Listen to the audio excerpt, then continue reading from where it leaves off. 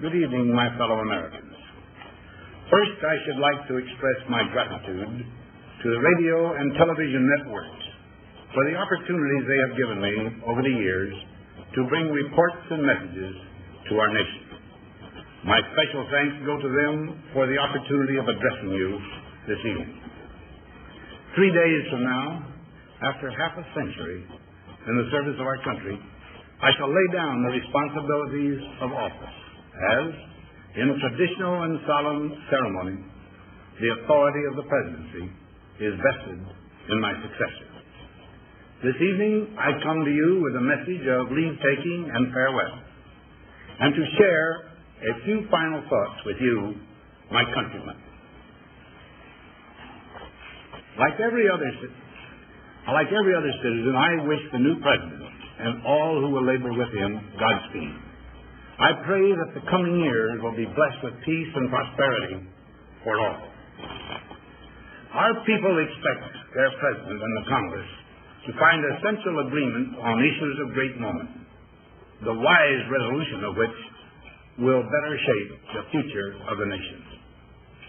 My own relations with the Congress, which began on a remote and tenuous basis when, long ago, a member of the Senate appointed me to West Point, have since ranged to the intimate during the war and immediate post-war period, and finally to the mutually interdependent during these past 8 years.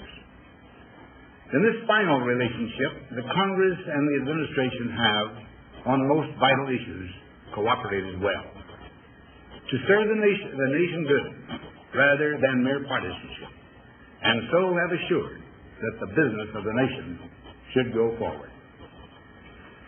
So my official relationship with the Congress ends in a feeling, on my part, of gratitude that we have been able to do so much together.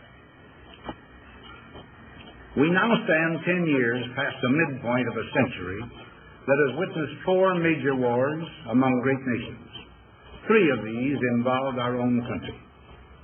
Despite these holocausts, America is today the strongest, the most influential, and most productive nation in the world. Understandably proud of this preeminence, we yet realize that America's leadership and prestige depend not merely upon our unmatched material progress, riches, and military strength, but on how we use our power in the interest of world peace and human betterment. Throughout America's adventure in free government, our basic purposes have been to keep the peace, to foster progress in human achievement, and to enhance liberty, dignity, and integrity among peoples and among nations. To strive for less would be unworthy of a free and religious people. Any failure traceable to arrogance or our lack of comprehension or readiness to sacrifice would inflict upon us grievous hurt, both at home and abroad. Progress toward these noble goals is persistently threatened by the conflict now engulfing the world. It commands our whole attention, absorbs our very beings. We face a hostile ideology, global in scope, atheistic in character, ruthless in purpose, and insidious in method. Unhappily, the danger it poses promises to be of indefinite duration. To meet it successfully, there is call for not so much the emotional and transitory sacrifices of crisis, but rather those which enable us to carry forward steadily, surely, and without complaint, the burdens of a prolonged and complex struggle with liberty, the state. Only thus shall we remain, despite every provocation, on our charted course toward permanent peace and human betterment. Crises there will continue to be.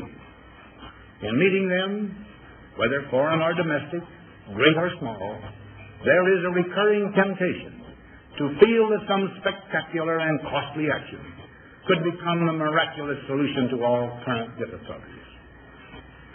A huge increase in newer elements of our defenses, development of unrealistic programs to cure every ill in agriculture, a dramatic expansion in basic and applied research.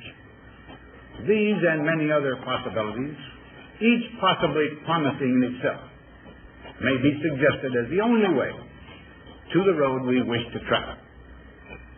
But each proposal must be weighed in the light of a broader consideration: the need to maintain balance in and among national programs.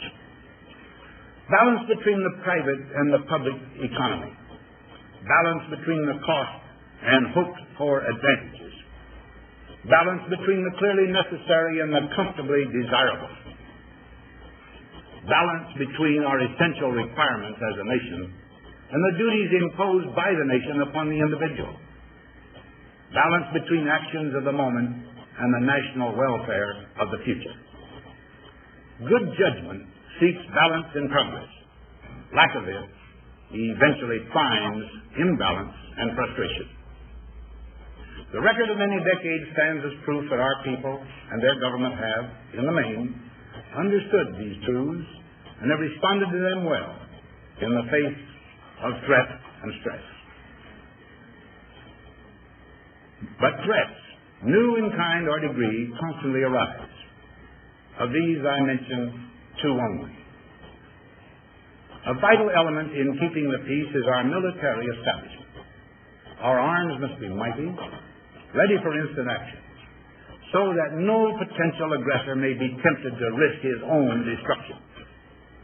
Our military organization today bears little relation to that known of any of my predecessors in peacetime, or indeed by the fighting men of World War II or Korea. Until the latest of our world conflicts, the United States had no armaments industry. American makers of plowshares could, with time and as required, make swords as well.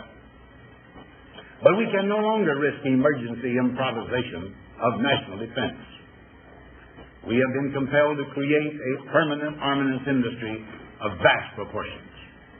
Added to this, 3.5 million men and women are directly engaged in the defense establishment. We annually spend on military security alone more than the net income of all United States corporations. Now, this conjunction of an immense military establishment and a large arms industry is new in the American experience. The total influence, economic, political, even spiritual, is felt in every city, every state house, every office of the federal government. We recognize the imperative need for this development, yet we must not fail to comprehend its grave implications. Our toil, resources, and livelihood are all involved. So is the very structure of our society. In the councils of government, we must guard against the acquisition of unwarranted influence, whether sought or unsought, by the military-industrial complex. The potential for the disastrous rise of misplaced power exists and will persist. We must never let the weight of this combination endanger our liberties or democratic processes. We should take nothing for granted. Only an alert and knowledgeable citizenry can compel the proper meshing of the huge industrial and military machinery of defense with our peaceful methods and goals, so that security and liberty may prosper together. Akin to and largely responsible for the sweeping changes in our industrial military posture has been the technological revolution during recent decades. In this revolution, research has become central. It also becomes more formalized, complex, and costly. A steadily increasing share is conducted for, by, or at the direction of the federal government.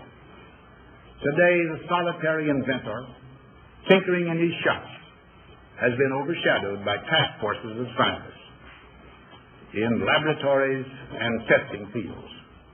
In the same fashion, the free university, historically the fountainhead of free ideas and scientific discovery, has experienced a revolution in the conduct of research. Partly because of the huge costs involved, a government contract becomes virtually a substitute for intellectual curiosity. For every old blackboard, there are now hundreds of new electronic computers. The prospect of domination of the nation's scholars by federal employment, project allocations, and the power of money is ever present and is gravely to be regarded. Yet in holding scientific research and discovery in respect, as we should, we must also be alert to the equal and opposite danger that public policy could itself become the captive of a scientific, technological elite. It is the task of statesmanship to mold, to balance, and to integrate these and other forces, new and old, within the principles of our democratic system, ever aiming toward the supreme goals of our free society. Another factor in maintaining balance involves the element of time. As we peer into society's future, we, you and I, and our government must avoid the impulse to live only for today, plundering for our own ease and convenience the precious resources of tomorrow. We cannot mortgage the material assets of our grandchildren without risking the loss also of their political and spiritual heritage. We want democracy to survive for all generations to come, not to become the insolvent phantom of tomorrow. During the long lane of the history yet to be written, America knows that this world of ours, ever growing smaller, must avoid becoming a community of dreadful fear and hate, and be instead a proud confederation of mutual trust and respect. Such a confederation must be one of equals. The weakest must come to the conference table with the same confidence as do we, protected as we are by our moral, economic, and military strength. That table, though scarred by many past frustrations, cannot be abandoned for the certainty agony of disarmament of the battlefield. Disarmament with mutual honor and confidence is a continuing imperative. Together we must learn how to compose differences, not with arms, but with intellect and decent purpose. Because this need is so sharp and apparent, I confess that I lay down my official responsibilities in this field with a definite sense of disappointment. As one who has witnessed the horror and the lingering sadness of war, as one who knows that another war could utterly destroy this civilization, which has been so slowly and painfully built over thousands of years, I wish I could say tonight that a lasting peace is in sight. Happily, I can say that war has been avoided. Steady progress toward our ultimate goal has been made, but so much remains to be done. As a private citizen, I shall never cease to do what little I can to help the world advance along that road. So in this, my last good night to you as your president, I thank you for the many opportunities you have given me for public service in war and in peace. I trust in that service, you find some things worth it. As for the rest of it, I know you will find ways to improve performance in the future. You and I, my fellow citizens, need to be strong in our faith that all nations under God will reach the goal of peace with justice. May we be ever unswerving in devotion to principle, confident but humble with power, diligent in pursuit of the nation's great goals. To all the peoples of the world, I once more give expression to America's prayerful and continuing aspiration. We pray that peoples of all faiths, all races, all nations may have their great human needs satisfied, that those now denied opportunity shall come to enjoy it to the full, that all who yearn for freedom may experience its spiritual blessings. Those who have freedom will understand also its heavy responsibility. that all who are insensitive to the needs of others will learn charity, and that the sources, scourges of poverty, disease, and ignorance will be made disappear from the earth. And that in the goodness of time, all peoples will come to live together in a peace guaranteed by the binding force of mutual respect and love. Now, on Friday noon, I am to become a private citizen. I am proud to do so. I look forward to it. Thank you, and good night.